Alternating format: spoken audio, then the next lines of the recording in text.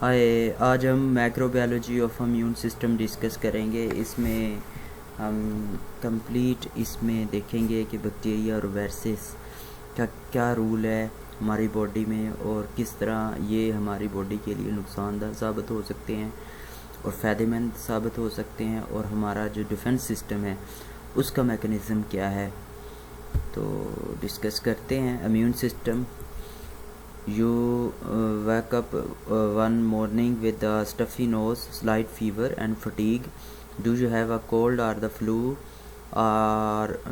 or they same? Should you go to your doctor for an antibiotic? Why or why not? The nose so common cold. A cold is an infection of the mucous membranes of the respiratory tract by a rhinovirus. Over 100 rhinoviruses have been identified, which is one reason why we don't become immune to the cold. Viruses versus bacteria. Cold and influenza are caused by viruses. Viruses are which is a non-living particle that contain genetic material and hijack your cell to reproduce. Viruses cannot be killed with antibiotic, because antibiotic is only effective to destroy cell wall of bacteria.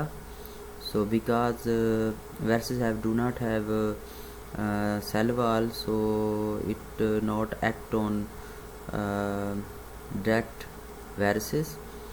So work function of antibiotic is to destroy cell wall of bacteria. Bacteria are living organisms that have a metabolism, have DNA and can reproduce on their own. Bacteria can be killed with antibiotic because these substances target key processes in bacteria such as production of bacterial cell wall. Viruses and bacteria are everywhere. Some of them want to invade your body. How does your body defend itself against viruses and bacteria? Defense against disease, non-specific external barrier, skin mucous membrane. If these barriers are penetrated, the body responds with innate immune response, phagocytic and natural killer cells, inflammation, fever. If the innate immune response is insufficient, the body responds with adaptive immune response and cell-mediated immunity acquired.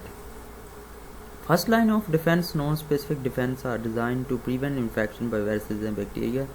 These include intact skin, mucocelia, phagocytes. Rule of skin against invaders.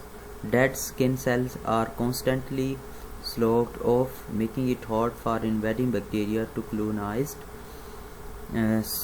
Sweat oil contain antimicrobial chemical, including some antibiotics.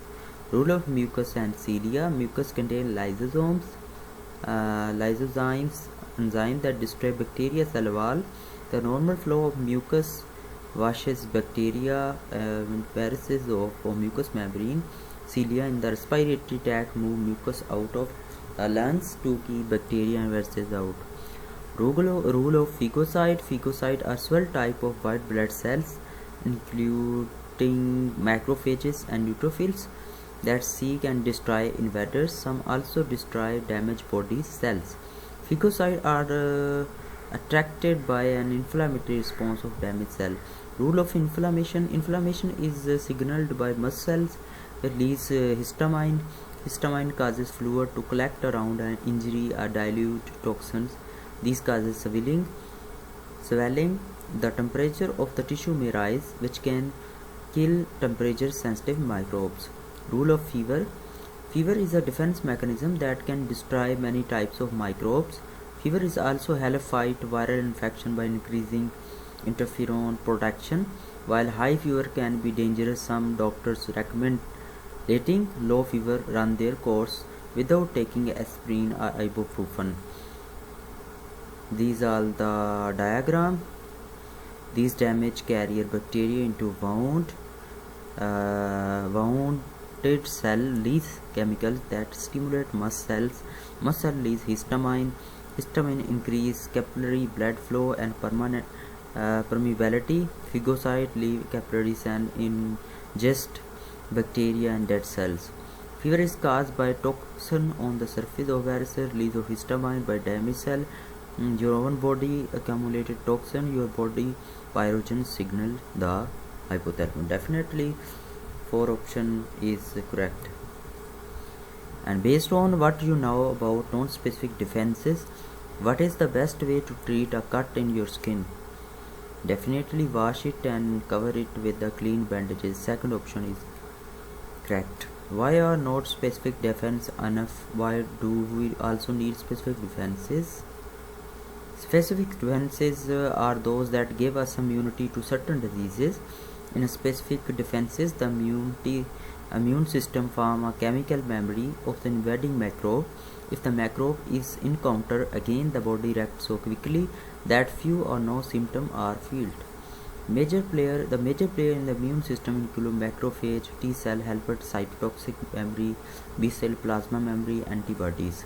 Some vocabulary: antibody, a protein produced by human immune system to tag and destroy invasive microbes. Antibiotic, various chemicals produced by certain soil microbes that are toxic to many bacteria. Some we use as medicines. Antigens, any protein that our immune system uses to recognize self versus not self. Antibodies are assembled out of protein chain. There are many different chains that the immune system assemble in different way to make different antibodies. Antibodies as the receptors. Antibodies can attach to B cell and sphere to recognize foreign antigens. Antigen as the effectors. Free antibodies can bind to antigens, which tags the antigen for the immune system to attack and destroy. Antigen recognition. Cells of the immune system are trained to recognize self-protein versus not self-protein. If an antigen protein is encountered by a macrophage, it will bring the protein to helper T cell for identification. If the helper T cell recognizes the protein as not self, it will launch an immune response. Helper T cell have receptor for recognizing antigen.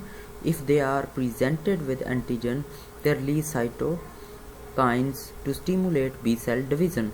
The helper T cell is the key cell to signal an immune response. If the helper T cell are disabled, as they are in people with AIDS, the immune system will not respond.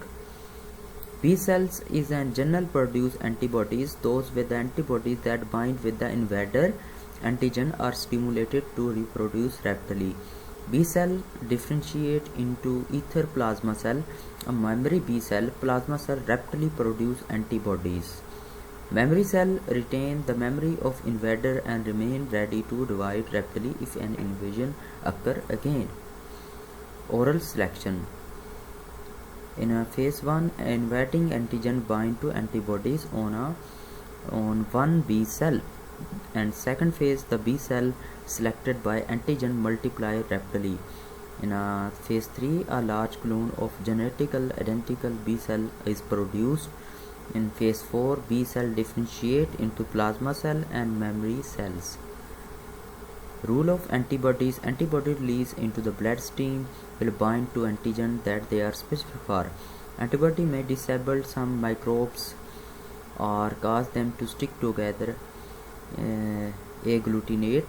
They tag microbes so that the microbes are quickly recognized by various white blood cells. Killer T cell, white blood cell divide, differentiate, so do cell. Some T cell become cytotoxic or killer T cell. These T cells seek out and destroy any antigen in the system and destroy microbes tagged by antibodies. Some cytotoxic T cell and recognize and destroy cancer cell. Calling a halt. When the invader is destroyed, the helper T cell call a halt to immune response. Memory T cell is formed, which can quickly divide and produce cytotoxic T cell to quick fight of the invader if it is encountered again in the future.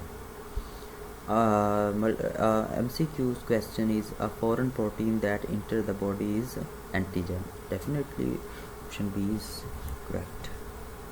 Specific immune response is triggered when macrophage deliver an antigen to T helper cell. So question, that is your assignment: why it is important for the immune system to have a way of stopping the immune response? Why not just keep going and fight off everything as it comes? You can answer